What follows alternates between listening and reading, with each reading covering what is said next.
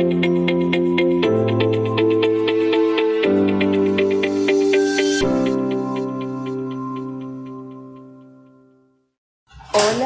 mi nombre es Noelia Falkiewicz, soy ingeniera química egresada de la Universidad Nacional de Córdoba, de la Facultad de Ciencias Exactas, Físicas y Naturales.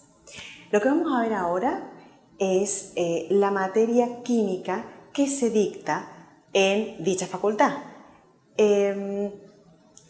Lo que he logrado hacer es una unificación de una gran mayoría de carreras que se dictan en este establecimiento. ¿Cómo nos vamos a manejar? La materia que vamos a ver es química de primer año. En algunas carreras esa materia se llama química aplicada. ¿En qué carreras? En aeronáutica, biomédica, computación, civil, electrónica, industrial, mecánica y mecánica electricista. Los mismos temas se ven en estas otras carreras, pero la materia se llama química general. Eso pasa en ambiental y en biológica. Los temas son muy parecidos en cuanto a la temática curricular, pero lo que hicimos es una integración para que pueda servirles a todos. Bueno, lo que vamos a ver ahora es la unidad 2, que la vamos a dividir en varios segmentos. Por ahora, el segmento 1 de la materia química aplicada. La unidad 2 se llama estructura atómica y propiedades periódicas. ¿Qué vamos a desarrollar ahora? El electrón, el protón, el átomo nuclear y el neutrón. Radiación electromagnética y la teoría de Bohr. Vamos a ver el átomo. Dalton decía que el átomo es una unidad básica que puede entrar en combinación con otros elementos. Él tenía la idea de que este átomo era una esfera que adentro no había nada. Años más tarde, mediante otras teorías y otros experimentos, se logra determinar que el átomo sí tiene una estructura interna. ¿Qué fue lo que se descubrió? Que el átomo tiene un núcleo en la parte central y una zona alrededor de ese núcleo, y esa sería la división a grandes rasgos. ¿Cómo está formado el átomo? Estas son las partículas que encontraron. En el centro, o sea, en el núcleo, se encuentran los protones que tienen carga positiva y los neutrones que no tienen carga. Alrededor, en esa zona alrededor del núcleo, están los electrones que tienen carga negativa. Ahora bien, todo este átomo tiene una masa. ¿Cuáles son las partículas que van a aportar? El protón y el neutrón. Es decir, el núcleo es el que tiene la masa significativa para aportar materia para lograr el valor final de lo que pesa ese átomo. ¿Y qué pasa con el electrón? El electrón tiene un tamaño aproximadamente de 1800 veces menor que el protón, con lo cual su masa se podría decir que es insignificante. Entonces, la masa de un átomo depende solamente del protón y del neutrón. Dijimos que el protón tiene carga positiva y el electrón tiene carga negativa. Entonces, el átomo, para que sea eléctricamente neutro, tiene que tener la misma cantidad de protones y la misma cantidad de electrones. Es decir, que los protones tienen que ser igual a los electrones. Es una cuestión matemática, en donde si yo tengo dos números con distintos signos, estos se me van a anular y el resultado va a ser cero. Es decir, que no van a tener una carga eléctrica. Bueno, por otro lado, aparece el tema de la radiación electromagnética. ¿Qué es una radiación? Es una emisión y una transmisión de energía. Vamos a ir nombrando distintas definiciones para después unirlas y entender el tema que sigue. Por otro lado tenemos la onda. La onda es una perturbación vibracional que transmite energía. Una onda electromagnética es una propagación del campo electromagnético en función del tiempo. Bien, ahora estamos hablando de ondas. Entonces, ¿cuáles son las partes de una onda? Acá tenemos un dibujo en donde yo lo que representé es cómo se representa en un gráfico una onda. Fíjense, llega hasta un punto máximo, vuelve a caer. Imagínense que este es el eje de las X y esto sería el eje de las Y. Yo acá tengo un punto máximo, vuelve a caer, voy por abajo de la parte de las X, de la parte de las Y, llego a un valor máximo negativo sería, y vuelvo a subir, y ahí se repite. Yo tendría desde acá hasta acá, cada uno es una repetición. ¿Qué partes tengo?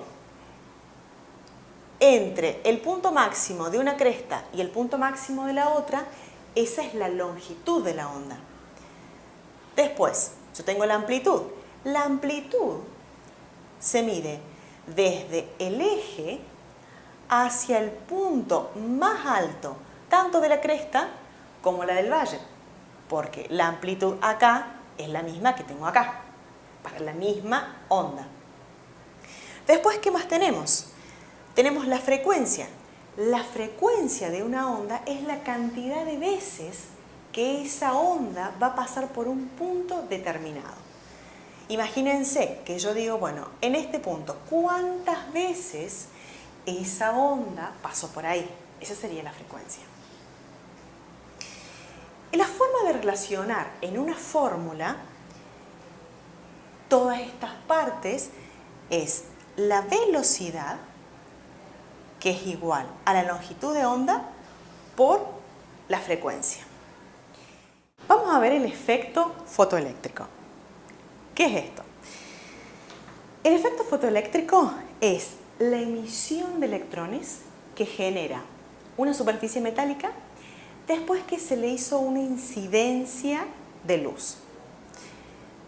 ¿Qué es la luz? Bueno, se considera que la luz está formada por fotones. Estos fotones podría decirse que son como paquetes de energía. Entonces, un fotón lo que tiene es algo que se conoce con el nombre de cuanto de energía. Bohr hizo unos experimentos en donde lo que él quería ver era la emisión de luz de los átomos. Y después de hacer todos estos experimentos, llegó a la conclusión y lo reflejó en uno de esos postulados, donde habla de cómo es energéticamente o cómo se comportan los electrones con relación a la energía. Acá tenemos el núcleo de un átomo y estos son los niveles energéticos. Bien, empezamos a contar desde acá. El nivel 1 es el más cercano al núcleo y a medida que nos alejamos va aumentando el número. tenemos que un electrón a una distancia infinitamente alejada, esa energía se va a considerar como cero. En realidad, lo que pasa es que la energía aumenta hacia el infinito. Mientras más me aleje yo del núcleo, mayor energía voy a tener. ¿Qué es lo que pasa? Se hizo una convención en donde se cuenta como cero esa energía que está en el infinito.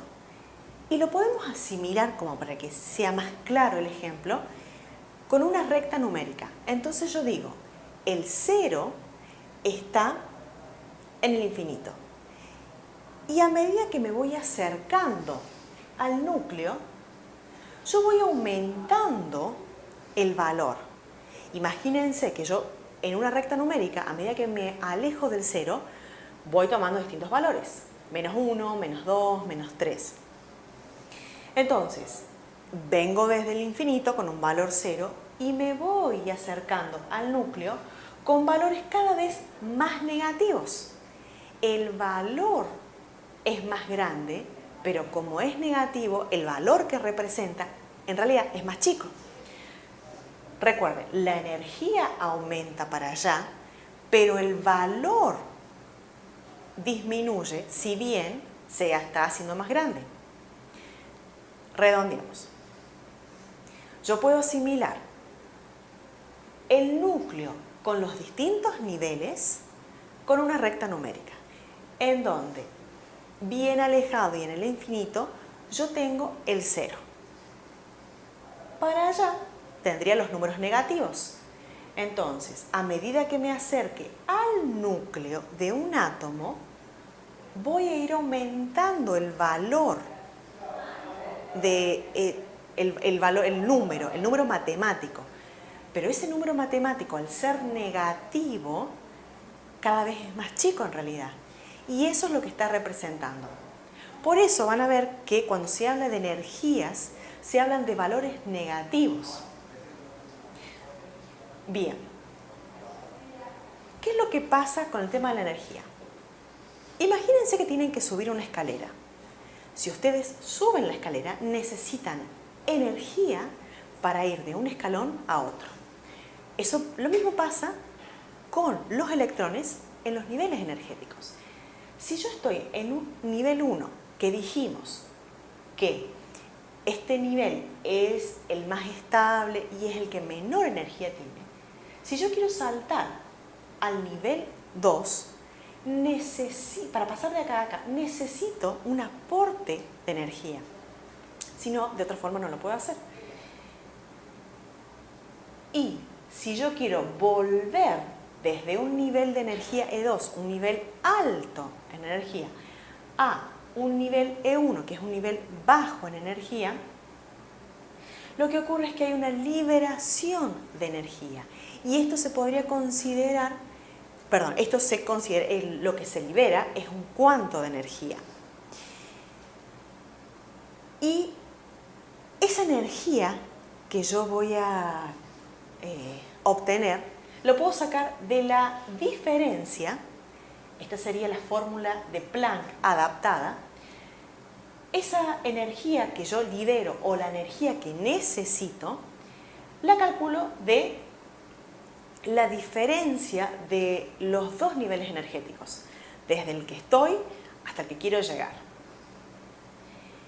Bien, recuerden que el nivel 1 es el nivel más estable y es el nivel que se conoce como estado basal o fundamental. Bien, hasta acá llegamos con el segmento 1. Espero haber sido clara en la explicación y que lo hayan disfrutado. Ya en el próximo vamos a ver otros temas. Muchas gracias. Hola, soy Noelia. Bienvenidos al segmento 2 de la unidad 2. En este segmento vamos a hablar de lo relacionado con mecánica cuántica. Los temas puntuales que vamos a hablar es nociones de mecánica cuántica, principio de incertidumbre, números cuánticos, Principio de exclusión de Pauli y orbitales atómicos. Comencemos. Veamos nociones de mecánica cuántica. Tenemos el núcleo y niveles de energía. El nivel que está más cerca del núcleo tiene una energía menor que el que está más alejado. Entonces, ¿qué es lo que pasa cuando hay saltos de los electrones? Cuando los electrones pasan de un nivel a otro. Si un electrón está en un nivel que tiene baja energía, para poder pasar a otro nivel donde la energía es mayor, necesita que se le haga un aporte extra de energía. Por lo general esto es con calentamiento. Entonces, cuando se calienta un átomo, el electrón recibe esa energía extra necesaria para poder saltar al nivel siguiente. Es decir, que esa energía tiene que ser la diferencia entre los niveles de energía. Es decir, que si yo parto de E1, que es la energía básica o base que tengo, para poder llegar a la energía, al nivel 2 de energía, necesito un extra que me permita llegar a ese valor de energía.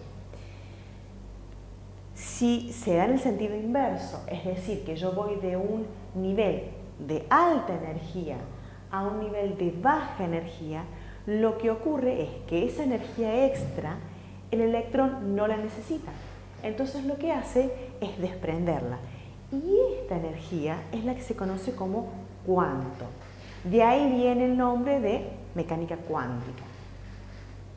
Bien, el tema de todo esto es que se desconoce cuál es la posición del electrón, porque todo esto no tiene una línea determinada por donde uno pueda decir, bueno, por acá yo sé que puede estar el electrón, o directamente en esta posición exacta puede estar el electrón.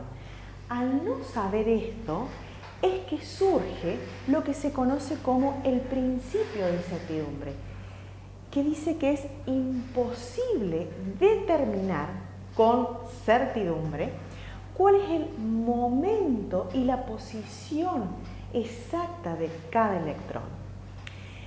Entonces, Bohr, cuando plantea todo su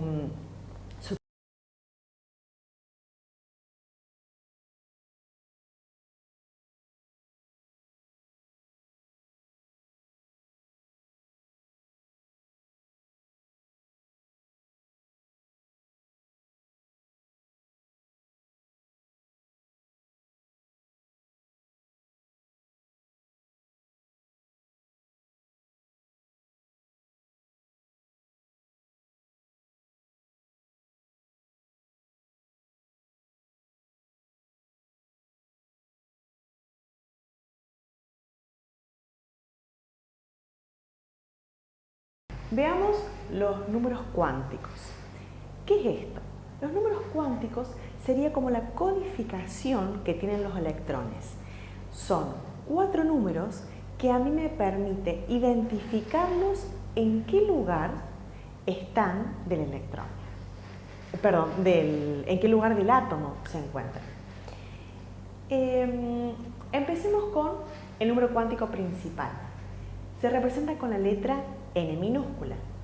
Me indica el nivel de energía en el que se encuentra.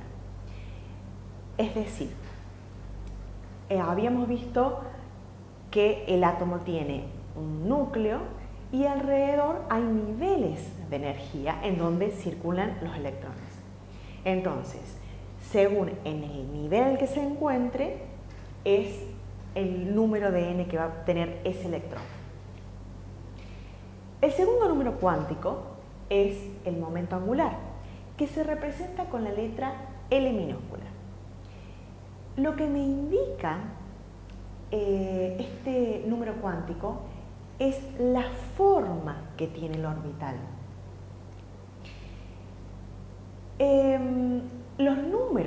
que va a tomar el L van desde el 0 hasta n-1. Ya después vamos a ver con un ejemplo para que sea más fácil de entender. Entonces dijimos que los números que va a tener el número cuántico al momento angular van desde el 0 hasta n-1. Y es decir que va a tener varios números. N va a ser uno solo, pero L pueden ser varios. Y si toma el valor L de 0, significa que ese electrón está en un subnivel S. Si toma el valor L de 1, significa que ese electrón está en el subnivel P. Y así sucesivamente. Veamos ahora el tercer número cuántico, que es el magnético, que simboliza con la letra N minúscula. Lo que me indica este número es la orientación en los ejes que puede tener el electrón. Es decir, si yo lo voy a encontrar en la orientación del eje X, del eje Y, del eje Z, ¿cuál es la orientación que tiene en el espacio ese electrón? Los valores que puede tener van a ir. Fíjense cómo el segundo número cuántico depende del primero y el tercero depende del segundo. Entonces, decíamos que el número cuántico magnético depende de L y los valores que puede tener van desde menos L a L. Es decir, que va a pasar en la recta numérica, tomamos el valor de L negativo y lo llevamos hasta L positivo. Todos los números enteros que estén entre estos valores, inclusive, son los valores que corresponden al número cuántico magnético.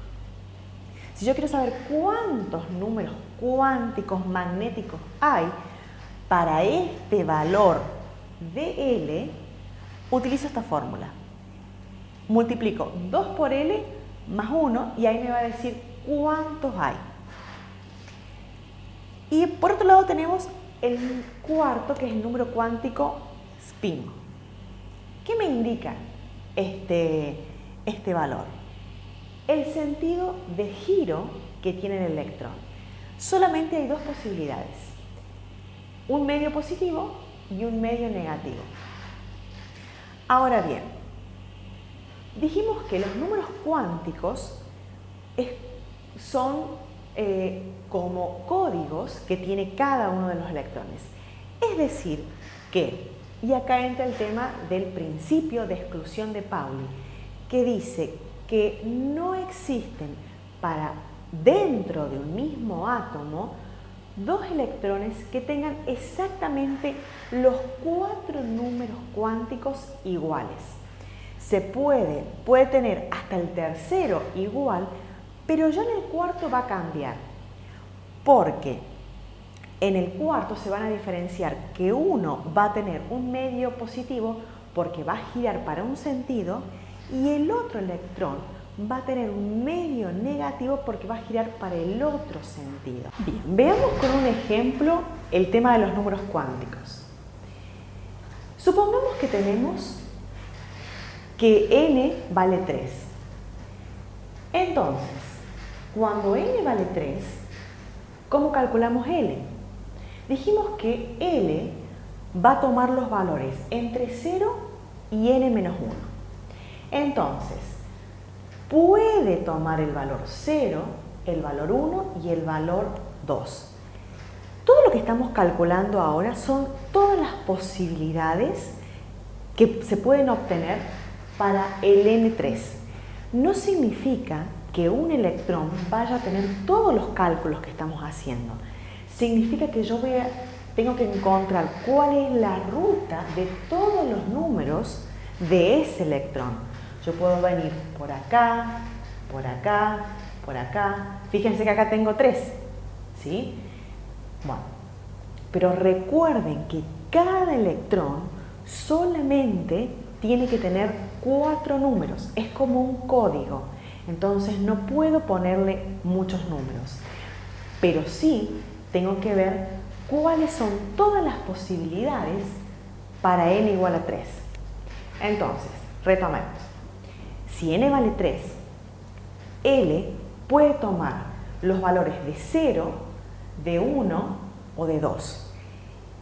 Y eso me va a indicar en qué subnivel está. Si está en un subnivel S, en un P, en un D, en un F. Una vez que yo saqué cuánto vale L, voy a obtener cuánto vale M. Porque para calcular el número cuántico magnético necesito L, porque M toma los valores desde menos L a más L. Entonces, si tengo 0, si L es 0, M directamente es 0. Si L es 1, quiere decir que M puede ser menos 1, 0 o más 1. Si yo lo tomo, si la orientación que tiene ese electrón está en un eje X, el valor de ese electrón para M va a ser menos 1. Si está en una orientación Y, lo podría tomar como 0 a ese valor, y si está en una orientación Z, lo podría tomar como más 1. No es que el electrón va a tener, ese mismo electrón, los 3 números. Solamente uno según en la orientación, es decir, en el eje de las coordenadas cartesianas que se encuentren. Bien, y si L vale 2, calculamos de la misma forma. Obtenemos desde menos 2 hasta más 2, pasando por todos los números enteros intermedios entre menos L y más L. Ahora bien, me está quedando el último. Dijimos que el S, el número cuántico S, es la orientación que tiene. Entonces, yo tengo dos posibilidades. O es más un medio o es menos un medio según el sentido de giro. Y esto va a depender de si yo tengo 2 o un electrón. Cuando veamos casillas cuánticas va a ser mucho más claro de entender, porque cuando hacemos casillas cuánticas se dibujan dos flechas. Entonces, arbitrariamente podemos tener la convención que si yo represento un electrón con una flecha y ese electrón esa flecha va hacia arriba, puedo considerar que su spin es más un medio. Y si está hacia abajo, su spin es menos un medio. Este número es más bien arbitrario o aleatorio. No hay otra herramienta que yo pueda decir, bueno, tomo este valor. Simplemente, si tengo tengo que codificar un electrón y tengo uno solo en ese subnivel, tomo el valor de un medio positivo y ya está. Bien, entonces, recuerden que habíamos dicho que el principio de Pauli me decía que no puede haber dos electrones dentro del mismo átomo que tengan los 4 números cuánticos iguales. Habíamos dicho que se pueden igualar los 3 primeros, pero se diferenciaban en el cuarto, en donde uno giraba para un lado y el otro para otro lado. Veamos ahora orbitales atómicos. ¿Qué es esto? Los orbitales atómicos sería la forma de la nube en donde está la probabilidad o la mayor probabilidad de encontrar el electrón. Entonces, tenemos que en un subnivel S, la forma que tiene ese subnivel, la forma en donde está la densidad o la nube electrónica es circular, porque es la más próxima que está al núcleo. Entonces no se expande mucho, simplemente rodea al núcleo. Y el tamaño va a depender del nivel en que se encuentre, porque este tamaño del subnivel S va a crecer con el aumento de n.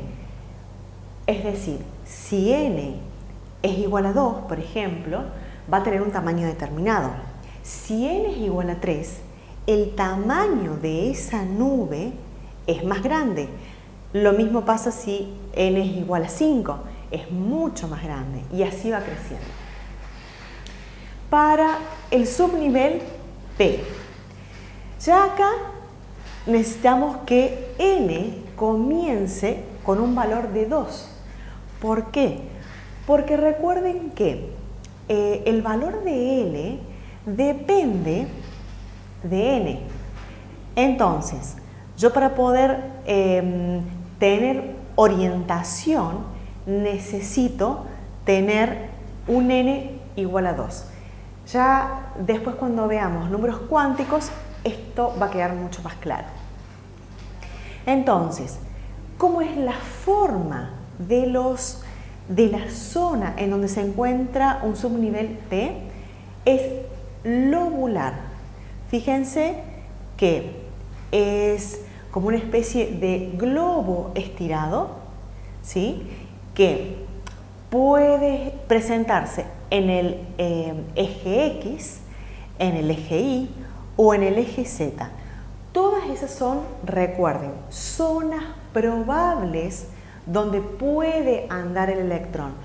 No se encuentra en un lugar fijo, sino que puede estar continuamente moviéndose, ¿sí? Y esto es la zona de mayor probabilidad. O sea, si yo estoy diciendo que según el número cuántico que tenga, estoy diciendo que se mueve en la zona X, no va a andar por acá. ¿Sí? Bien. Y por otro lado tenemos el subnivel D y los siguientes subniveles, que sería el F. Para esto también necesito partir de un n igual a 3, porque necesito que tenga cierta cantidad de energía para poder generar esos espacios.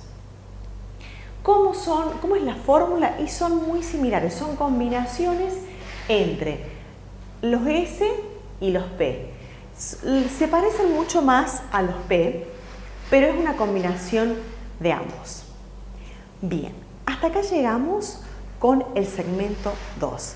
Espero que les haya gustado, se hayan entretenido y nos vemos en el próximo segmento. Hola, soy Noelia. Bienvenidos al segmento 3 de la unidad 2. En este segmento vamos a ver número másico, número atómico y configuración electrónica. Comencemos. Veamos ahora los números cuánticos. Los números cuánticos que existen son, los números atómicos. Los números atómicos que existen son el número atómico propiamente dicho, que se simboliza con la letra Z mayúscula. ¿Qué indica esto? Indica tanto la cantidad de protones como la cantidad de electrones. Recuerdan que en el segmento anterior habíamos visto que el átomo es neutro. ¿Por qué? Porque tiene la misma cantidad de protones que de electrones. Obviamente que el signo no es el mismo porque los protones tienen carga positiva y los electrones tienen carga negativa. Entonces, algebraicamente, si yo tengo dos números iguales con distintos signos, esto me da 0. Y es por eso que yo puedo decir que el número atómico, que cuando hablamos de número atómico hablamos de Z, es igual a la cantidad de protones como también de la cantidad de electrones. Por otro lado, tenemos el número másico, que se simboliza con la letra A mayúscula. indica esto? Me indica la masa del átomo. Y la masa del átomo está presente en el núcleo. Entonces, las partículas que voy a tener en cuenta en este número son las que están presentes en el núcleo, es decir, los protones y además los neutrones. Es decir, que yo tengo que sumar estas cantidades y eso me va a indicar el número másico. Con esta fórmula yo puedo obtener también tanto protones como neutrones. Despejando, como si esto fuera una ecuación, yo planteo una resta y puedo obtener protones o neutrones. Veamos con un ejemplo cómo sería. Supongamos que tenemos el caso del potasio. Su número atómico es 19. Su número másico es 39. Estos valores se sacan de la tabla periódica.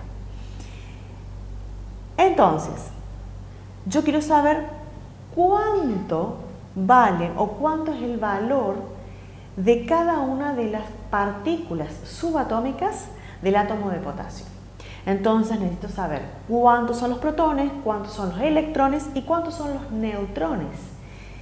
Dijimos que los protones y los electrones son iguales y que a su vez es igual a Z, es decir, que si yo sé cuánto vale Z, automáticamente sé cuánto valen los protones y cuánto valen los electrones, porque es el mismo valor. Los neutrones, dijimos que los puedo calcular mediante una resta en donde hago el número másico menos los protones o los electrones. Puedo usar cualquier valor porque es el mismo. Resto esos dos números y lo que obtengo son los neutrones de ese átomo. Bien, veamos ahora configuración electrónica. ¿Qué es la configuración electrónica? Es la forma en que los electrones se distribuyen dentro de los distintos niveles que tiene un átomo. Habíamos visto que alrededor del núcleo hay distintas zonas, distintos niveles en donde pueden estar ubicados todos los electrones que posee un átomo. En general, la mayoría, o mejor dicho, hasta el número de nivel que se puede llegar es hasta el 7. ¿Cómo se van a distribuir? Esto acá es un diagrama que se conoce como la regla de Hahn, en donde lo que dice es que se van llenando primero los niveles de energía, los niveles que tengan menor energía. Entonces, fíjense que yo no se llenan así, de esta forma. No se llenan primero todos los 2, los 3 y después pasan al nivel siguiente, sino que hacen este recorrido. ¿Sí? Entonces, el resultado me queda toda una configuración según la cantidad de energía que tengan. Esto tiene que ver con qué tan cómodo se puede sentir un electrón en cuestiones energéticas para entrar a un subnivel o a otro. Entonces, Hahn dice que la distribución más estable justamente va a ser esta, donde el electrón tenga menos energía, donde encuentre menos energía. Y también dice que lo que facilita o lo que permite una distribución más estable es donde haya más electrones desapareados. ¿Qué es esto? Los electrones apareados significa que en esa subcapa, si están apareados es porque hay dos, de a par. Y si están desapareados, significa que hay uno solo. Entonces, mientras más electrones desapareados tenga un átomo, más estable va a ser esa distribución. Ahora, tenemos subniveles S, P, D y F. Cada subnivel acepta como máximo una cierta cantidad de electrones. Entonces, de acá podemos ver cuánto es lo máximo que acepta cada uno. Un subnivel S me acepta 2 electrones como máximo. Un subnivel P me acepta 6 electrones como máximo. ¿Por qué pasa esto? Dijimos que los electrones van a estar de a 2, es decir, apareados. Entonces, cuando paso a un nivel P, yo tengo 3 orientaciones posibles dentro del espacio del átomo. Una orientación en el eje X, que ahí entrarían 2 electrones. Otra orientación en el eje Y, que ahí entrarían otros 2 más. Y otra orientación en el eje Z, donde entrarían otros 2. Eso hace que un subnivel P pueda alojar máximo 6 electrones. Puede haber entre 1 y 6. O puede no haber electrones en un subnivel P, pero como máximo son 6.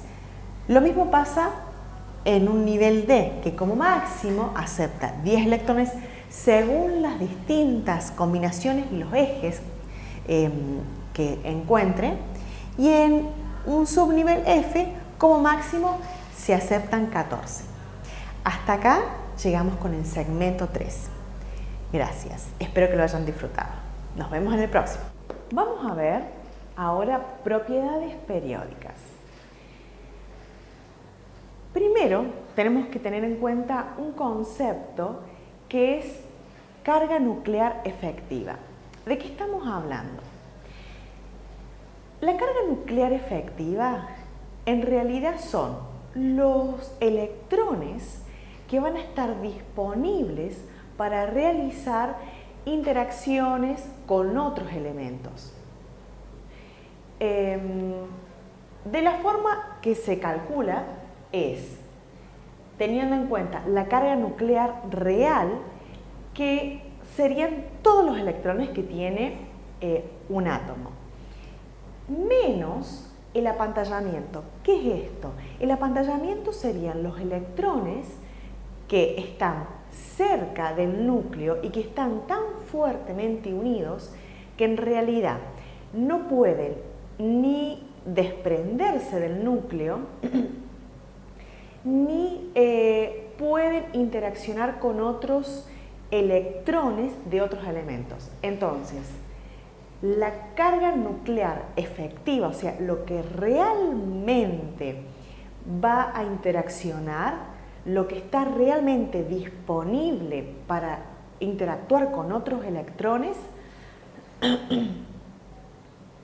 va a ser todos los electrones que tenga ese elemento menos todos los electrones que estén apantallando.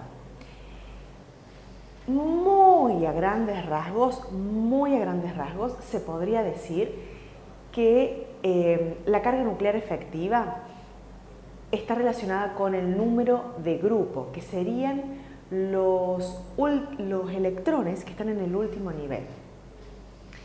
Bien, ahora, recordemos que les había comentado que iba a introducir este tema que no estaba en esta unidad, pero que considero que es importante que lo sepan. ¿Qué es esta? Esta es la propiedad que se llama electronegatividad. Acá tenemos una tabla periódica en donde, ¿cómo es la variación de la electronegatividad en la tabla? Va a aumentar en un periodo, recuerden que esto es un periodo, y va a disminuir en un grupo. ¿Por qué? Primero, ¿qué es la electronegatividad?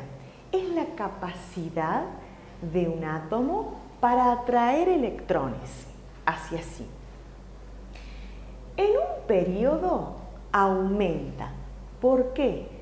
Recuerden que yo acá voy aumentando el número de grupos. En un mismo periodo yo tengo la misma cantidad de niveles. ¿Y qué es lo que pasa? A medida que va aumentando el Z, significa que tengo más electrones en su último nivel. Si yo tengo más electrones en su último nivel, también hay más protones en el núcleo. Entonces, ¿qué es lo que ocurre? En el grupo 8 se encuentra el grupo de los gases nobles o inertes. Quiere decir que tienen una configuración tan estable que no reaccionan. Entonces, a medida que se va acercando a ese grupo, en un periodo, esos elementos quieren parecerse al elemento del grupo 8. ¿Por qué? Porque energéticamente es más favorable. Entonces, lo que hacen es tratar de atraer electrones para tratar de parecerse al elemento que esté en este grupo. Ahora, los elementos que están al principio de ese periodo, les conviene más perder electrones y parecerse al gas noble del periodo anterior. Entonces, a medida que avanzo en un periodo y mientras más electrones tenga en el último nivel, más facilidad, más capacidad tiene el átomo para atraer electrones, para poder completar los 8 electrones que necesita y parecerse al átomo del grupo 8. Si yo voy bajando en un grupo, la electronegatividad disminuye. ¿Por qué? Porque yo tengo, a medida que bajo en un grupo, tengo más niveles. Y si tengo más niveles, significa que tengo un átomo más grande. Entonces, al tener un átomo más grande, la capacidad que tiene el núcleo para atraer un electrón que esté deambulando, por decirlo de alguna forma, no es tan fuerte. Entonces, mientras mayor distancia yo tenga entre el núcleo y el último nivel, menor capacidad de atraer electrones va a tener. Por eso disminuye. Bien, esto tienen que tenerlo presente a la hora de ver las otras propiedades. Comencemos con radio atómico. El radio atómico es la distancia que hay desde el centro del núcleo hasta el último nivel donde están los electrones disponibles para las reacciones. Esta distancia es lo que se conoce como radio atómico, que más o menos les estaba mencionando recién de distancias. Bien, ¿cómo es la variación del radio atómico? Fíjense, si comparan con la electronegatividad, que es al revés. ¿Sí? Yo, a medida que bajo en un grupo, voy a aumentar el radio. ¿Por qué? Porque como decíamos recién, a medida que aumento en un grupo, tengo más niveles. En el grupo, si yo estoy en este grupo, supongamos grupo 1. Bueno, perdón, el grupo 1 está acá. Grupo 1. Tengo este elemento que está en el periodo 1, periodo 2, periodo 3 y así hasta el 7. Entonces, a medida que voy descendiendo, cada elemento que está abajo tiene un periodo superior. Y si tiene un periodo superior, significa que tiene más niveles. Entonces, la distancia entre el centro del núcleo y el último nivel es mayor. Por eso, en un grupo, aumenta el radio atómico. Fíjense que es al revés de la electronegatividad. Para abajo disminuye justamente porque el radio atómico es contrario a la electronegatividad. Un elemento tiene una alta electronegatividad cuando su radio atómico es chico. ¿Por qué? Dijimos que la electronegatividad es la capacidad para atraer electrones e interaccionar con otros átomos. Entonces, ¿quién hace esa atracción? El núcleo. Son los protones del núcleo los que van a atraer otros electrones. Entonces, para poder hacer eso necesito una distancia desde el centro donde se encuentran los protones hacia el exterior de ese átomo en donde esté otro electrón. Entonces, el radio atómico y la electronegatividad varían exactamente en forma inversa. Veamos ahora en un periodo. En un periodo, el radio atómico aumenta para allá a medida que voy bajando el número de grupo. ¿Por qué pasa esto?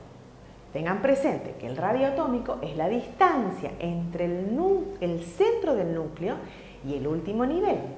Entonces, en un periodo yo tengo, a medida que va aumentando Z, cada vez tengo más electrones en su último nivel.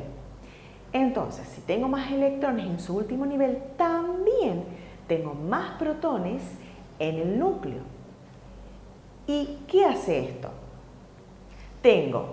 Aumenta la cantidad de protones en el núcleo, hace que tenga más fuerza para atraer todos los electrones. Y al tener más fuerza, esa interacción es más fuerte y hace que se contraiga esa distancia. Entonces, es por eso que mientras más electrones yo tenga en el último nivel, más chico va a ser el radio. Por eso que para allá disminuye el radio atómico y para allá aumenta. ¿Sí?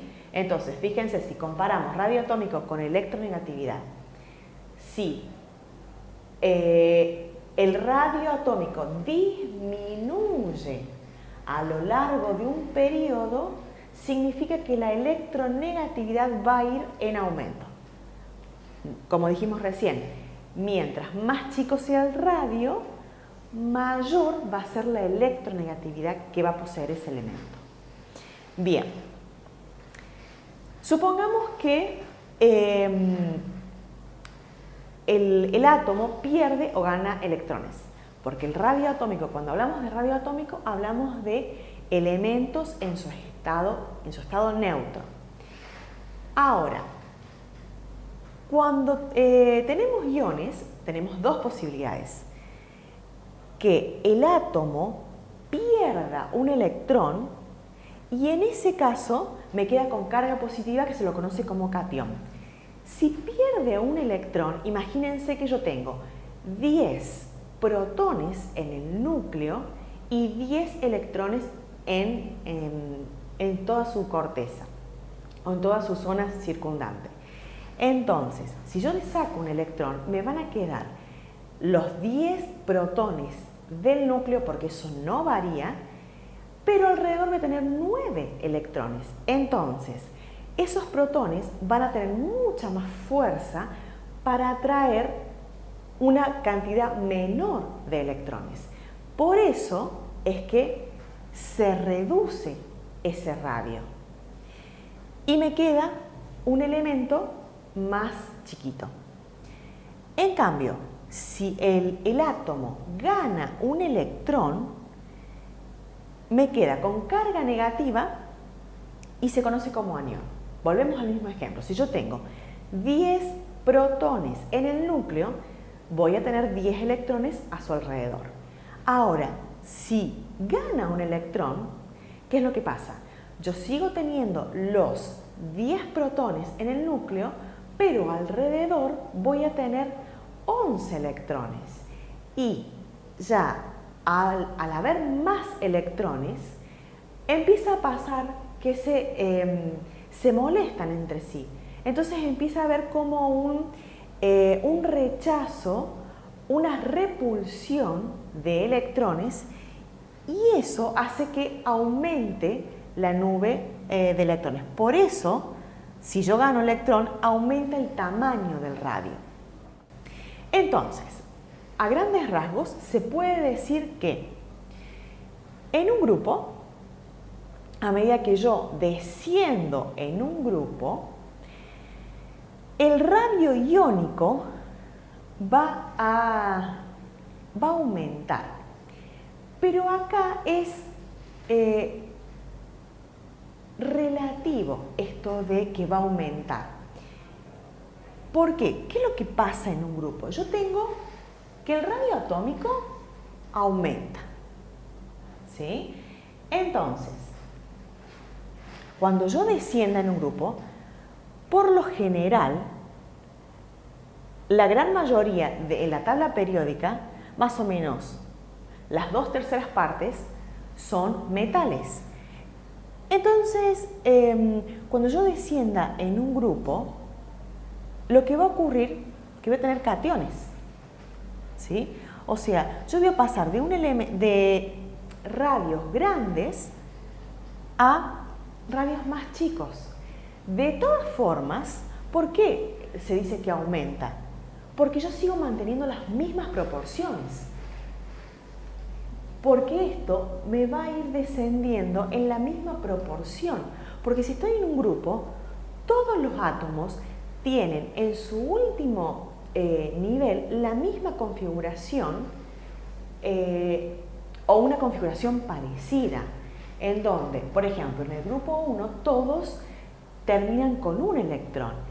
Entonces, eso hace que se parezcan. Y de cada elemento del grupo 1, yo estoy perdiendo un solo electrón. Entonces, para cada uno de estos elementos, que es lo que son los que estamos comparando, voy a tener un solo protón de más. Ya cuando voy al grupo 2, todos en el grupo 2 tienen la misma o una configuración externa muy similar, en donde todos terminan con 2 electrones en su último nivel. Y ya acá lo que pasa es que cuando se transforma en un ion y pierde 2 electrones, ese núcleo tiene 2 protones de más para atraer el resto de los electrones. Entonces tiene mucha más fuerza. Con lo cual, fíjense que cómo es la variación en un periodo. A medida que voy aumentando el grupo, me va diciendo que va disminuyendo, porque justamente si en el grupo 1 todos tienen un solo electrón, en el último nivel que lo pierden, me queda un protón reteniendo a todos los electrones. Disminuye un poco el radio. Pero si pierdo 2 electrones, tengo 2 protones de más que están atrayendo todos esos electrones.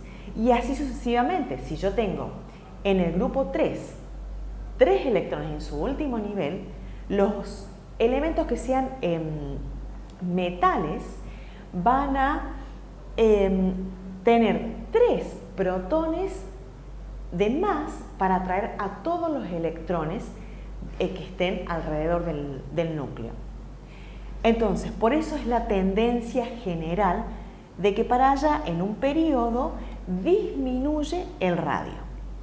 Ahora, ¿qué pasamos? Porque recuerden que la tabla periódica tenemos toda esta zona de metales y esta zona acá sería de no metales. Los metales son los que tienen esta forma de reaccionar, que son los que tienen la capacidad de perder electrones y terminar con una carga positiva. En cambio, los no metales son los que tienen la capacidad de atraer electrones y transformarse en anión. Fíjense que justamente la electronegatividad aumenta para allá en un periodo porque de este lado están los no metales y acá están los metales. Entonces los metales tienen menor electronegatividad porque tienen esta tendencia a perder electrones. Entonces tienen mayor capacidad para perder que para tomar. En cambio, los no metales que se encuentran en esta zona tienen más capacidad, porque aumenta para allá la electronegatividad, más capacidad para atraer electrones que para perderlos. Bien, entonces, decíamos, en esta zona están los metales, en esta zona están los no metales. Ahora, cuando termina la zona de los metales y empieza la zona de los metaloides, que son estos elementos que pueden reaccionar tanto como metal como no metal, que se encuentran por acá, cuando empieza esa zona, ya el radio iónico viene disminuyendo y de golpe aumenta. Hace un salto de tamaño. ¿Por qué es esto? Porque yo vengo con metales, que los metales vienen disminuyendo. Dijimos, a medida que le saco más electrones, tengo más protones que me reducen el radio. Pero cuando en un periodo paso de un metal y el elemento que continúa es un no metal, pasó esto. Entonces yo vengo disminuyendo el tamaño y de golpe pasó esto. Si bien hay un salto, la tendencia es que va a seguir disminuyendo. Porque ¿qué pasa en esta parte que yo tengo no metales? A medida que aumento en un periodo, aumento Z. Significa que tengo más electrones en el último nivel. Entonces, si yo tengo más electrones en el último nivel, necesito menor cantidad de electrones para parecerme al elemento del último grupo. Entonces, supónganse, estoy en grupo 4. Entonces, un elemento que esté en el grupo 4 va a necesitar más electrones, o sea, necesita 4 electrones para llegar a los 8 del gas y parecerse al gas noble. Entonces, si tiene 4 electrones de más, me va a generar una repulsión mucho mayor a su alrededor por estos 4 electrones extras, que un elemento que esté en el mismo periodo, pero en el grupo 7. En el grupo 7 necesita solamente un electrón para parecerse al elemento siguiente, que es del grupo 8. Entonces, no es lo mismo que un elemento tenga 4 electrones de más que tenga uno solo. La repulsión que se genera a su alrededor es mucho más grande acá que mientras más me acerco al grupo 8. Por eso también, a pesar de que en los no metales, mientras más electrones le ponga, más grande el radio, voy disminuyendo para allá. Bien, ya hablamos sobre las distancias atómicas de los elementos. Veamos ahora las propiedades de los elementos en la tabla periódica que tienen que ver con la energía. Veamos el potencial de ionización.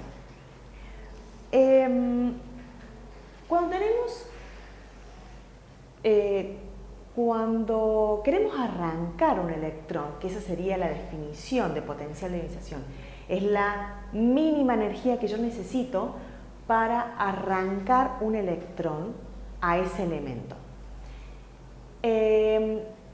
Cuando yo quiero sacar un electrón, tengo que aportar energía. El tema es cuánta energía tengo que aportar. Fíjense una cosa, tengamos esto pendiente.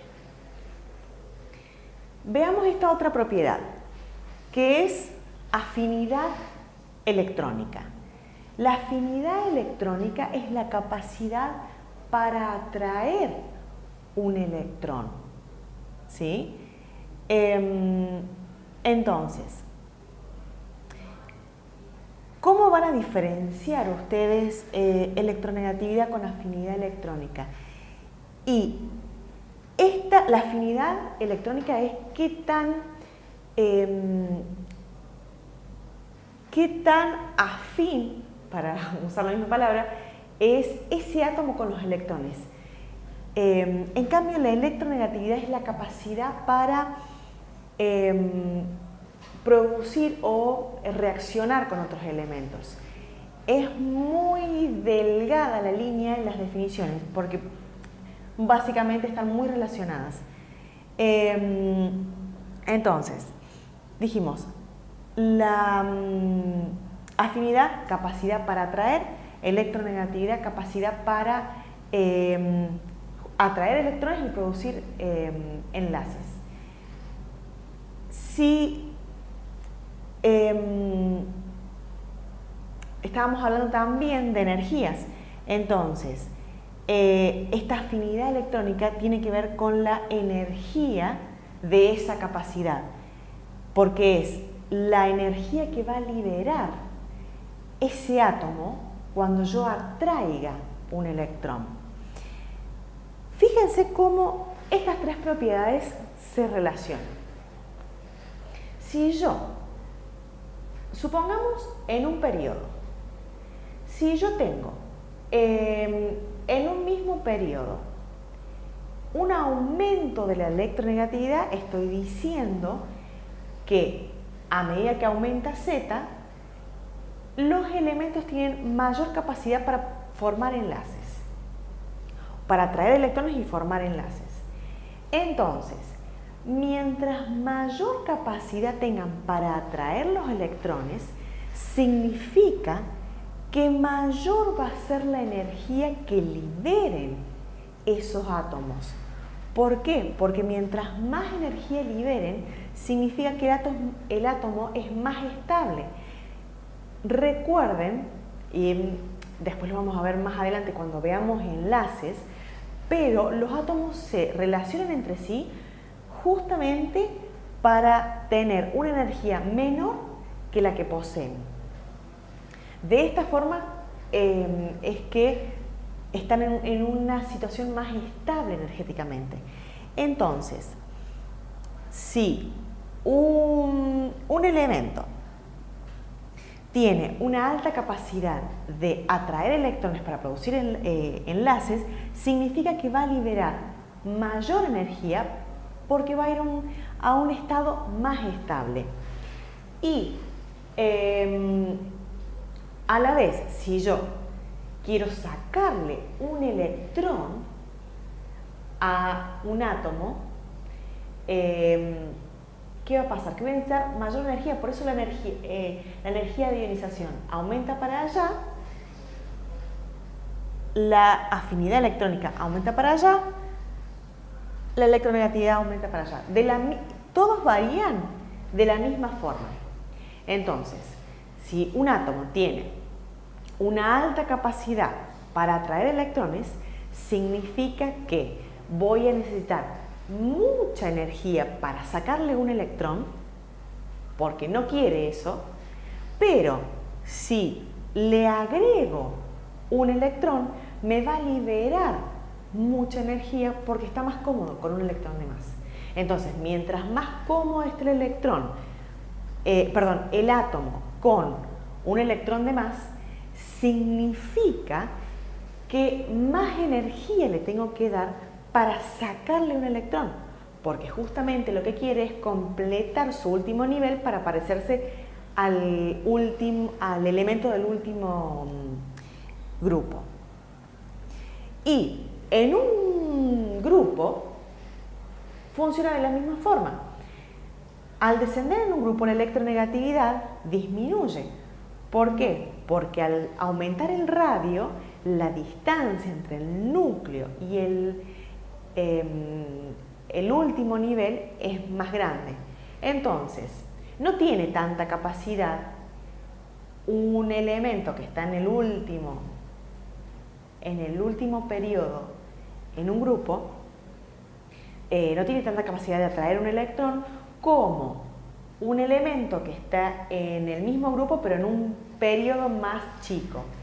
Entonces, supongamos que tenemos un elemento en este grupo, en donde la electronegatividad es baja, no tiene capacidad para atraer electrones. En realidad la tiene, pero muy débil en comparación con los otros. Entonces, si tiene poca capacidad para atraer electrones, significa que la energía que le tengo que aportar para sacar un electrón es baja, porque no me está reteniendo fuerte los electrones del último nivel. Y si es baja la energía que yo tengo que aportar para sacar un electrón, significa que también va a tener una baja energía, o va a liberar una baja cantidad de energía cuando atraiga un electrón. Fíjense cómo las propiedades están todas relacionadas. Mi consejo es que entiendan bien cómo es la interpretación de la tabla en función de la electronegatividad. Esto y el radio atómico son dos cosas que están muy relacionadas. Si ustedes logran entender cómo funcionan esos dos, el resto de las otras propiedades periódicas les va a resultar mucho más fácil. Entonces, lo que hacen es aprenderse una propiedad periódica, elijan ustedes, que les resulta más fácil entender, si el radio atómico o la electronegatividad, y en función de eso estudian las otras propiedades, porque ustedes van a ver si las demás propiedades crecen o disminuyen de la misma forma que la electronegatividad o en forma inversa. Me parece que esa es la mejor forma de estudiar propiedades periódicas. Veamos un ejercicio para aplicar todo lo que vimos sobre tabla periódica y propiedades periódicas. Vamos a ordenar en forma creciente, es decir, de menor a mayor, estos tres elementos: nitrógeno, fósforo y silicio, en función de su radio atómico. Nosotros acá vamos a ordenar según el radio atómico, pero de la misma forma tienen que hacer para aplicar cualquiera de las propiedades periódicas que vimos, porque se trabaja de la misma forma. Bien, recordemos entonces, tener a mano, si no se lo saben de memoria o si no está entendido, cómo es la variación de la propiedad que yo quiero analizar. Recuerden que el radio atómico aumenta a medida que voy en un grupo y a lo largo de un periodo disminuye, o sea, aumenta a medida que Z es más grande. Entonces, ¿qué es lo que van a hacer? Primero tienen que ver cómo es la variación en un grupo. Entonces, yo sé que aumenta para abajo. ¿Qué voy a hacer? Yo necesito buscar cuál de estos tres elementos es el más chico, ¿sí? Porque lo tengo que ordenar en forma creciente. Entonces, ¿cuál es el más chico? Y estos dos elementos que están en el mismo periodo van a ser más grandes que el nitrógeno. ¿Por qué? Porque yo sé que a medida que bajo en un grupo, estos de acá son más grandes que este. Entonces digo, todos los de este periodo van a ser más grandes que todos los del periodo anterior. Entonces yo sé que el primer elemento, de estos tres que tengo para analizar, el elemento más chico según su radio atómico es el nitrógeno. Ahora, ¿qué me queda? Silicio y fósforo. Están los dos en el mismo periodo, entonces, una vez que yo tengo eso, me fijo, de estos dos elementos, ¿cuál es el más chico? Y yo sé que el radio atómico en un periodo aumenta para allá. Si aumenta para allá, quiere decir que este es más grande que este. O sea que el elemento que sigue es fósforo y por último, silicio. Supónganse que tienen más elementos. ¿Qué hacen? Lo mismo. Entonces, ustedes dicen, quieren ordenar de la misma forma, en forma creciente, buscan primero los más chicos. Entonces se fijan, los elementos que estén en el periodo más chico, todos los que estén ahí van a ser los más chicos de todo el grupo, de todo este grupo que me den para analizar. Entonces, todos esos van primero. Ahora, de todos esos, ¿cuál va primero? Supónganse que tengan 3 elementos. Bueno, hacen el mismo análisis y entonces dicen de los que están en el primer periodo, de los elementos que me dieron para analizar, ¿qué quiero buscar? El más chico. Bueno, el más chico, entonces mientras más grande sea el grupo, más chico es. Entonces me fijo cuál es el más chico, ordeno y recién paso al siguiente periodo. Hago lo mismo, analizo cuál es el más chico, los ordeno y recién paso al siguiente periodo. Esa sería la forma de analizar varios elementos según una propiedad periódica determinada. Bien, con esto llegamos al final del segmento 4. Espero que lo hayan disfrutado y nos vemos en el próximo. Soy Noelia. Bienvenidos al segmento 4 de la unidad 2. Vamos a hablar ahora de la tabla periódica. Vamos a ver clasificación periódica de los elementos, grupos y períodos, propiedades periódicas, entre las cuales están radio atómico, radio iónico, potenciales de ionización y afinidad electrónica. Electronegatividad es un tema que no figura dentro del programa, pero considero que es muy importante y que los va a ayudar a entender el resto. Por eso lo vamos a ver. Y después vamos a realizar algunos ejercicios. Comencemos. Vamos a ver la clasificación periódica de los elementos. Fueron varias personas las que investigaron, varios químicos, físicos, los que investigaron cómo era el tema de los elementos, las propiedades, pero no había un lugar o una agrupación que les permitiera entender cómo funcionaban.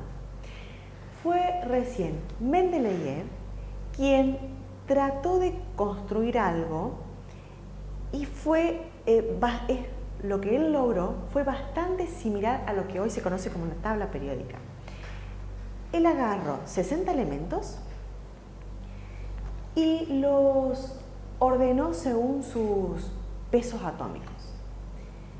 ¿Qué pasaba? Él se daba cuenta que, porque los ordenó en columnas, entonces él veía que en una columna tenía elementos que no coincidían sus propiedades. Entonces, ¿qué hacía?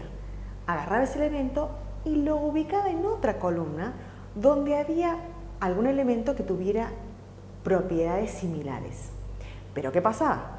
Se le desacomodaban los pesos atómicos. Entonces tenía ese problema que iba entre las propiedades y el peso atómico. Y cuando lograba acomodar de un lado, se le desacomodaba del otro lado. Entonces estaba con toda esa problemática. Años más tarde aparece Moseley. Él lo que descubrió es que se pueden ordenar en función de los números atómicos. Entonces, de esta forma, quedaban agrupados y conservaban las propiedades similares, tanto en una columna como en una fila. De ahí surge la ley periódica, que la ley periódica dice que las propiedades de los elementos son una función periódica de los números atómicos. Ahora bien, ¿cómo es una tabla periódica? A grandes rasgos, yo acá esquematicé una tabla en donde encontramos que los grupos son las líneas verticales y los períodos las líneas horizontales. Los grupos se caracterizan porque tienen propiedades químicas similares. Esto tiene que ver con la configuración electrónica y básicamente con el último subnivel que posee cada uno de estos átomos. Se parecen mucho, entonces tienen la misma forma de reaccionar químicamente. En una línea horizontal o en un período, lo que comparten estos elementos son propiedades físicas similares. Podemos dividir a la tabla en bloques. ¿Qué significan estos bloques? Que según el átomo al bloque que pertenezca, es el último subnivel de llenado con los electrones. Entonces, en esta zona es la zona del bloque S. Significa que los grupos o los elementos que estén en este bloque han completado o su configuración electrónica termina en un subnivel S. En esta zona, los átomos que se encuentran ahí completaron su configuración electrónica y el último subnivel es un subnivel P. Lo mismo pasa acá, que es la zona del bloque D y el bloque F. Hay grupos que tienen nombres característicos. Por ejemplo, el grupo 1 se lo conoce como el grupo de los metales alcalinos. Este es el grupo de los alcalinos térreos, que es el grupo 2. El grupo 7, el grupo de los halógenos. Y el 8 es el grupo de los gases raros, inertes o nobles. Dentro de los grupos podemos encontrar, hay dos formas de nombrar los grupos. Una que va desde el 1 hasta el 18, todo de corrido. Y hay otra en donde nombra a los grupos que están en esta zona elevada de la tabla como elementos representativos, que se conocen porque al número de grupo se le agrega la letra A mayúscula. Entonces, los grupos que están acá y acá se los denomina 1A, 2A, 3A y así hasta llegar al 8. Fíjense que los representativos son los elementos del bloque S y del bloque P. Y después tenemos los que no son representativos, van a estar en esta zona, en la zona más baja de la tabla, que son los elementos o metales de transición también pueden encontrar, que al número de grupo se los acompaña con la letra B larga mayúscula. Y están en la zona del bloque D. Y a su vez, esta zona se encuentra por acá. La tabla periódica se puede desplegar aún más y esto entraría en esta zona acá. Pero por lo general se lo dibuja ahí abajo. Esa zona es una zona de transición interna y es el bloque F. Hablemos ahora de radiación. Recordemos que la radiación es la emisión de partículas o de radiación. Hablemos ahora de radiactividad. La radiactividad es la emisión espontánea de partículas o de radiación. Podemos, o mejor dicho, tenemos una radiación natural y una artificial. Veamos la natural. En la natural, como el nombre lo dice, es la emisión en forma espontánea de partículas alfa, partículas beta, rayos gamma, emisión de positrones o captura de electrones.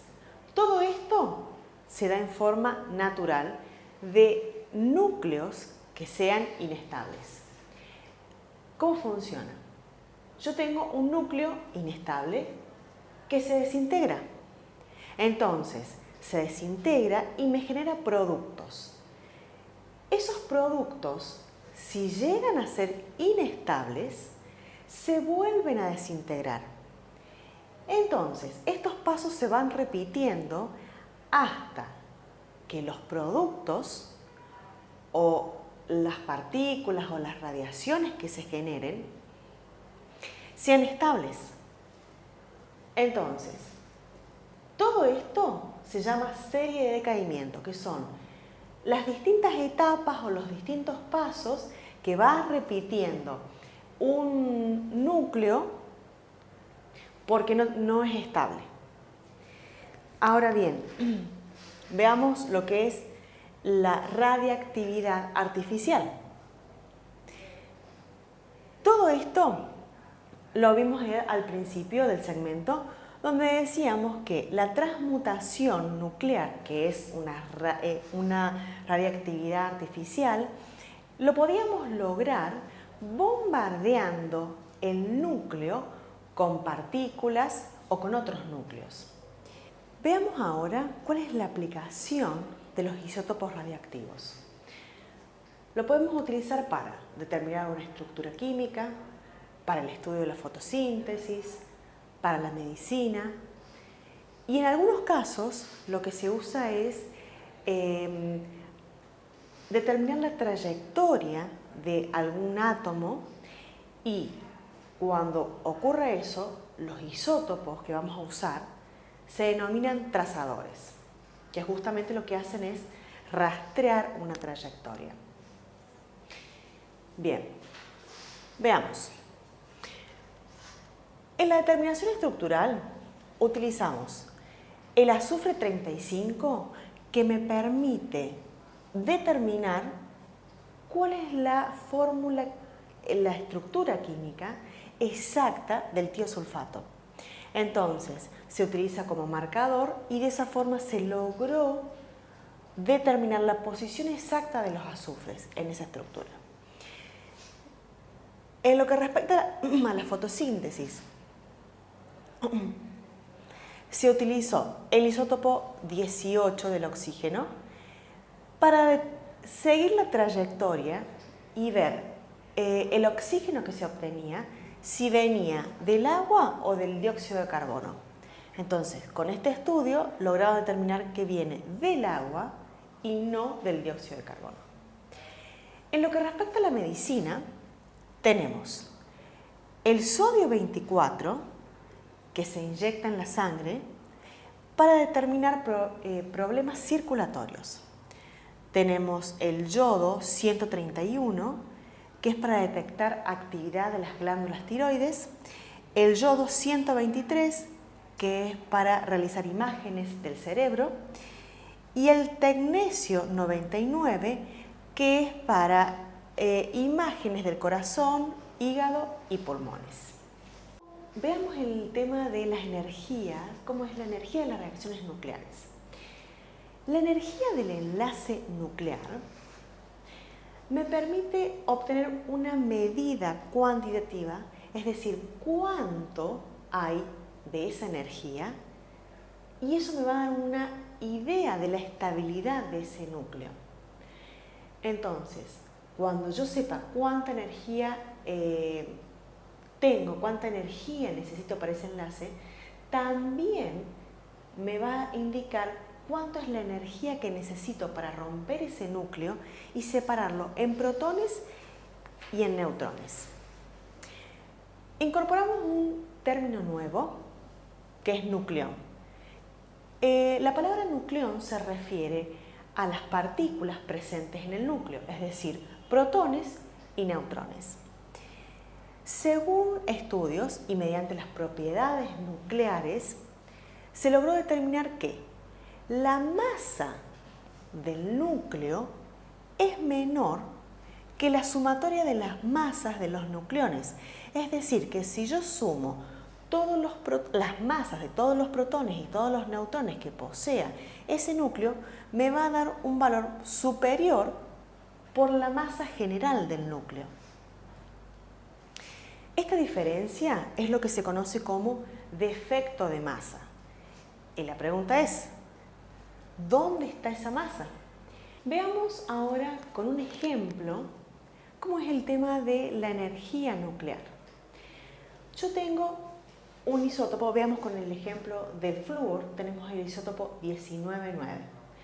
Significa que en el núcleo yo tengo 9 protones y 10 neutrones. El número másico es 18,9984 UMA. Ese es el número másico del átomo ya formado. Pero si yo quiero medir la masa o saber cuánta masa tengo contando los nucleones, sé que la masa de un protón es esta, la masa de un neutrón es esta, y la multiplico por la cantidad de protones y por la cantidad de neutrones que yo tengo en ese núcleo. Entonces, una vez que obtengo esas cantidades, sumo. Y este valor es la suma de todas las masas de los nucleones presentes en ese átomo.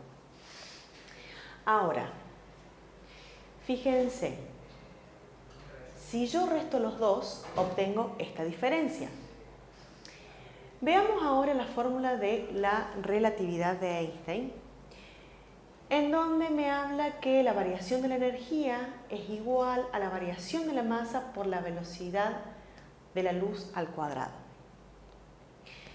Bien, tengamos en cuenta que cuando yo tengo un delta, siempre significa que estoy restando la condición final menos la condición inicial.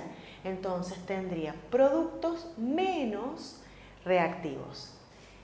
¿Qué es el producto y qué es el reactivo acá?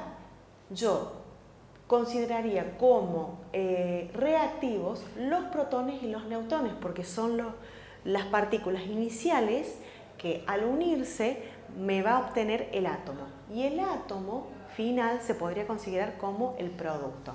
Entonces, la resta sería 18, este número completo, menos este otro.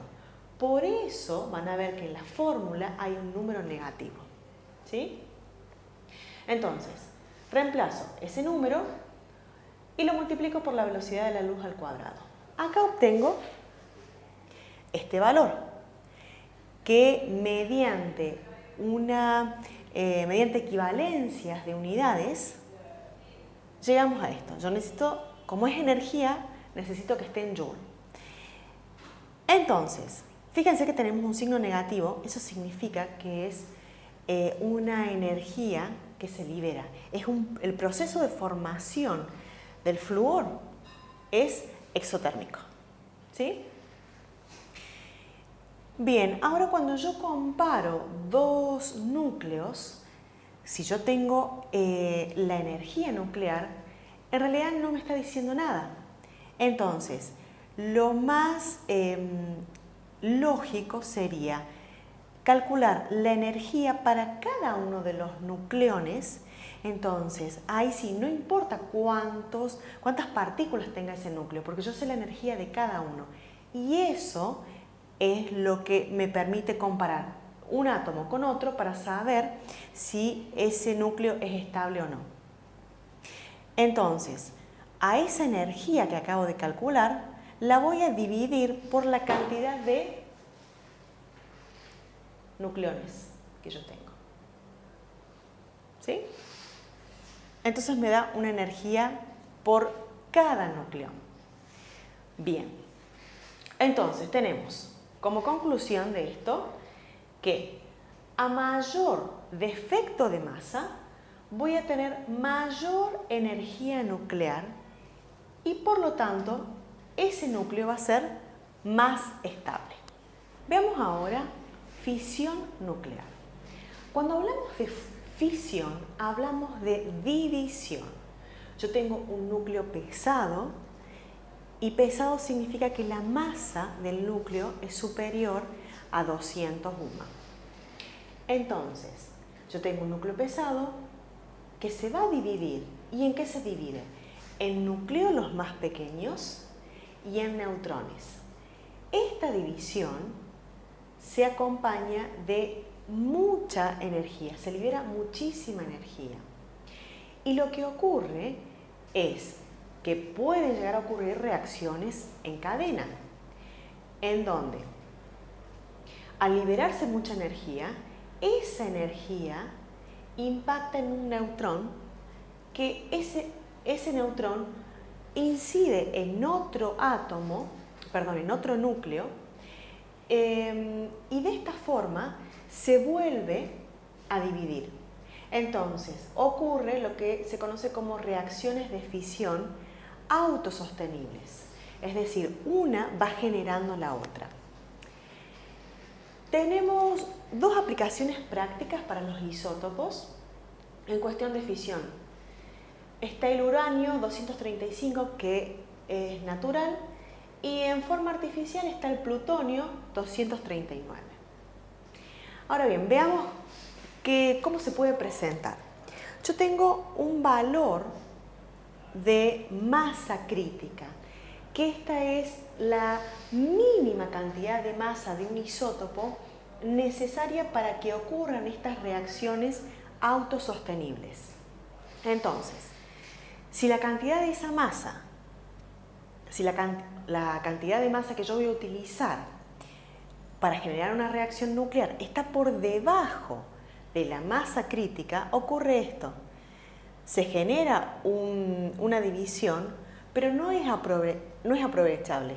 Y fíjense cómo yo estoy perdiendo neutrones para realizar más reacciones, porque no todos se pueden utilizar, porque no tengo la cantidad de material necesario para generar estas reacciones autosostenibles. En cambio, si la cantidad de material está por encima de la masa crítica, yo de cada núcleo que se divida puedo generar neutrones, los cuales impacten en otros átomos y estos provoquen también desintegración o división. Ahora veamos fusión nuclear. Cuando hablamos de fusión, estamos hablando de unión. ¿Qué se va a unir? Pequeños núcleos para formar núcleos más grandes. ¿Qué ocurre acá? A medida que aumenta Z, que es el número atómico, aumenta la estabilidad nuclear. Entonces, si yo tengo núcleos pequeños, cuando se unan para formar un núcleo más grande, van a tener una energía nuclear que no la necesitan. Entonces, es por eso que en una fusión también hay liberación de energía. La fusión es muy común en el Sol. La temperatura aproximada que existe en ese lugar es de 15 millones de grados Celsius. El Sol está formado en su mayoría por hidrógeno y helio que realizan reacciones nucleares todo el tiempo. Y es por eso la gran temperatura y la gran cantidad de energía que posee. Bien, una de las características de la fusión nuclear es que trabaja a muy altas temperaturas, del orden de los 100 millones de grados Celsius, como ya vimos, a la temperatura en la que está el Sol. Por eso, a las reacciones de fusión se las conoce como reacciones termonucleares. Tenemos como característica que la fusión me genera una energía más limpia, más segura, es más barato. Entonces, si la energía de la fusión es mejor que la energía de la fisión, ¿por qué no es común?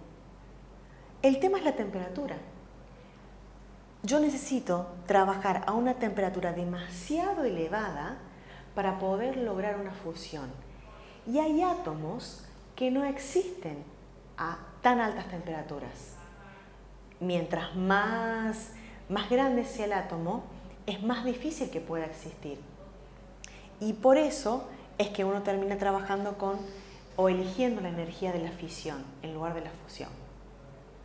Bien, hasta acá llegamos con la unidad 2, terminamos de ver todos los segmentos. Nos vemos en otra unidad. Bienvenidos al segmento 5 de la unidad 2. En este segmento vamos a hablar de química nuclear.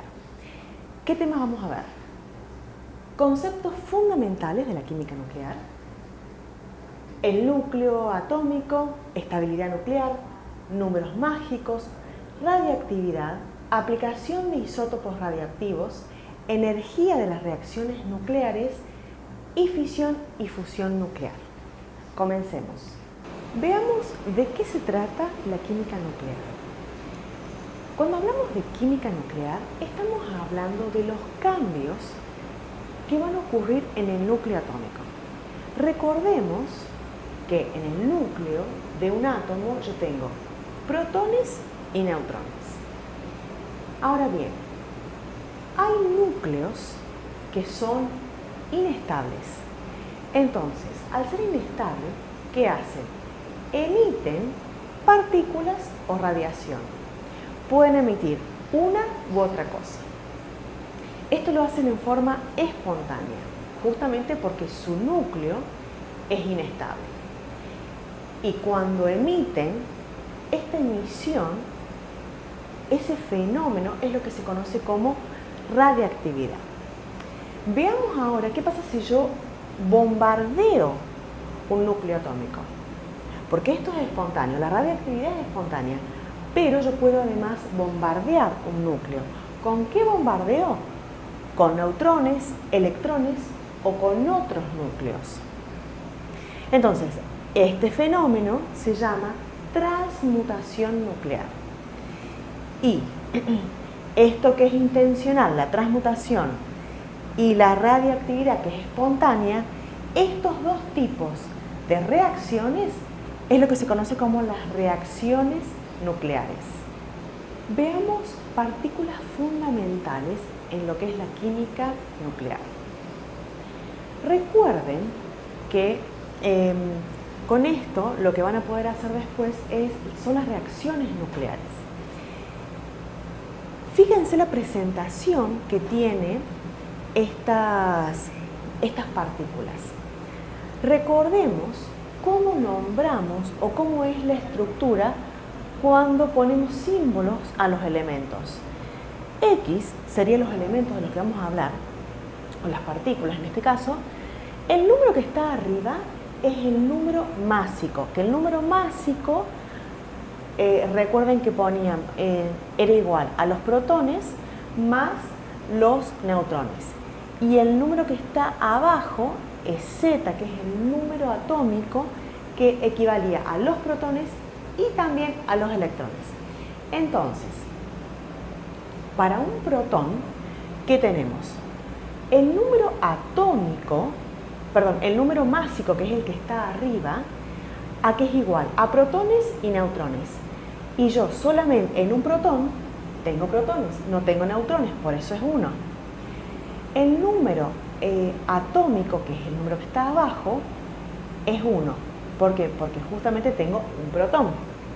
Se puede simbolizar de esta forma o de esta.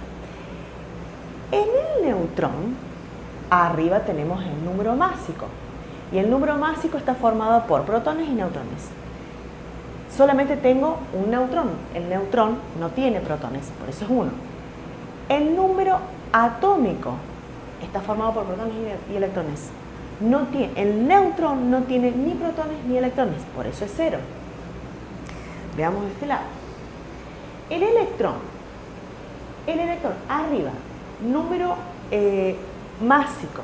En el número másico tenemos protones y neutrones. En el electrón no hay ninguno de esas dos partículas, por eso es 0.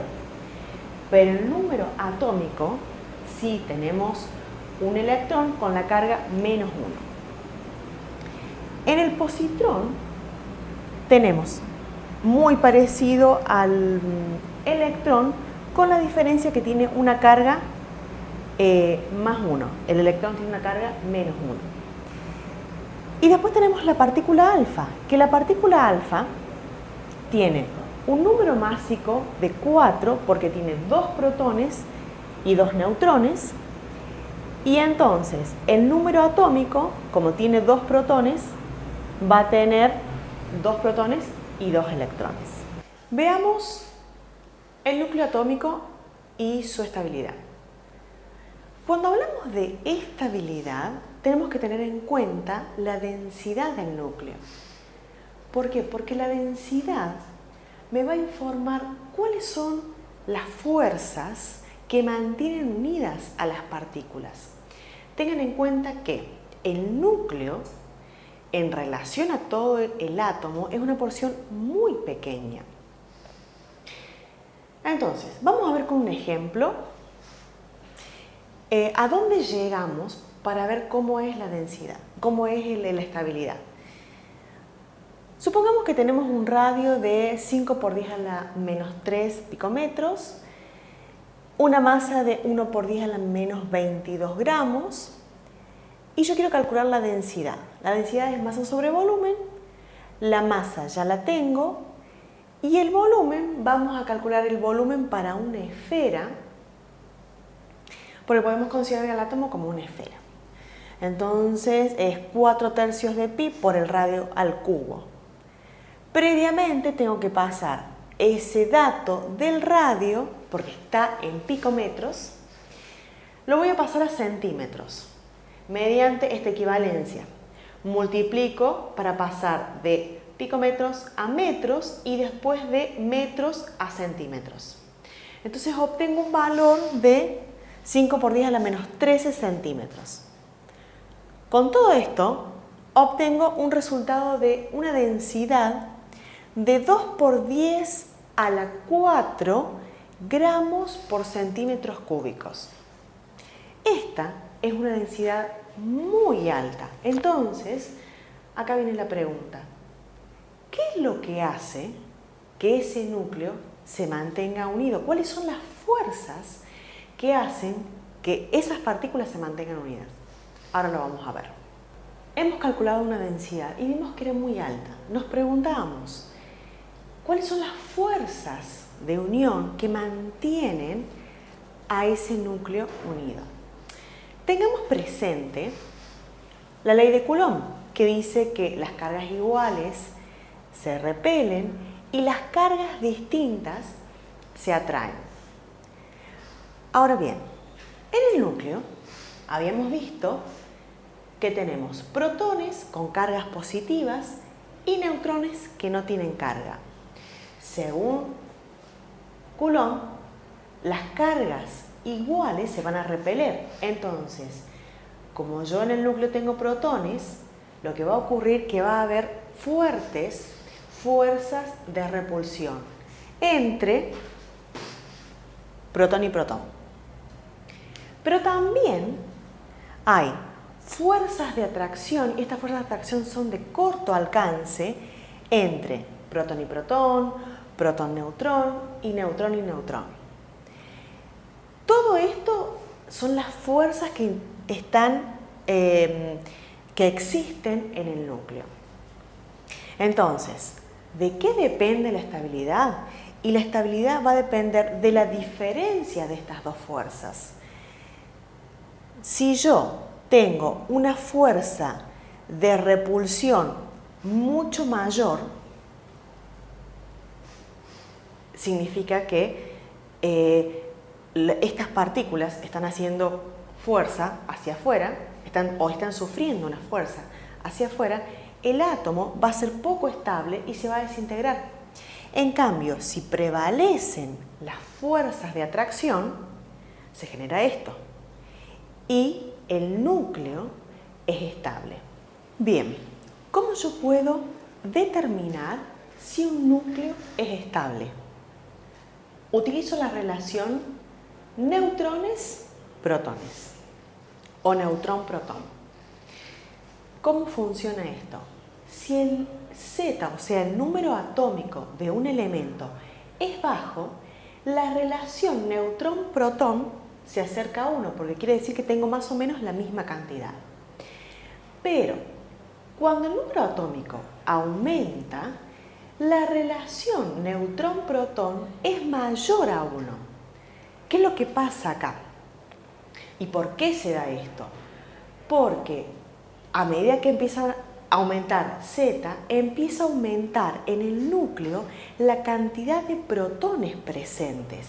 Entonces, para lograr estabilizar el núcleo, es que aparecen más neutrones para poder, valga la redundancia, estabilizar ese núcleo y estabilizar las fuerzas de repulsión, que mientras más protones haya en el núcleo, mayores van a ser las fuerzas de repulsión. Bien, hablamos de estabilidad de núcleos. Entonces, los núcleos más estables son los que tengan esta cantidad, 2, 8, 20, 50, 80 o 126 protones o neutrones. Estos números son los que se conocen como números mágicos. ¿Y cuál es la importancia de estos números en cuanto a estabilidad? Que si yo los comparo con la estabilidad de los electrones o la estabilidad de un átomo en función de los electrones, sería el equivalente de la cantidad de electrones que hay en los gases nobles, que son de los grupos, la cantidad sería 2, 10, 18, 36, 54 y 86, que son los elementos que pertenecen al grupo 8. Veamos esta gráfica. Acá en esta gráfica tenemos el cinturón de estabilidad, donde se observan los isótopos más estables. Graficamos neutrones en función de protones y observamos esta zona punteada, sería el cinturón de estabilidad. Bien, ahora, recuerden que estábamos viendo la relación neutrón-protón. En esta línea tenemos una relación protón igual a 1. ¿Qué es lo que ocurre? Todo lo que esté fuera de este cinturón de estabilidad justamente no es estable y es radioactivo. Entonces, yo puedo lograr que los núcleos que se encuentran por encima o por abajo modificar su estructura y que logren entrar en esta zona. Si estoy por encima del cinturón, tengo una relación de neutrón-protón mucho más grande. Entonces, para poder bajar, lo que hago son emisiones de partículas beta. Y si estoy por debajo del cinturón, yo tengo una relación neutrón-protón muy pequeña. Entonces, lo que hago es capturar electrones o emitir positrones.